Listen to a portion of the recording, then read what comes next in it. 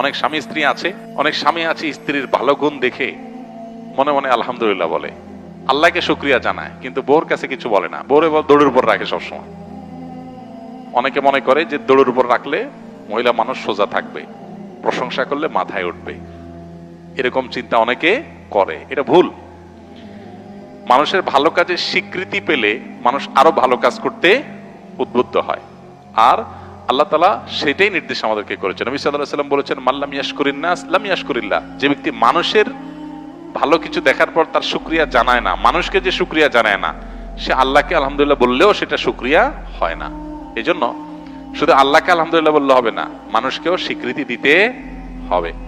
এটা স্ত্রীর বেলায় প্রযোজ্য, স্বামীর বেলায় প্রযোজ্য। অনেক মহিলা আছে অন্যান্য মহিলাদের সাথে গল্প বলার সময় নিজের স্বামীর অনেক তারিফ করে, যে ভাই, আফা বা ভাবি, আমার বাচ্চার বাবার মতো ভালো মানুষ।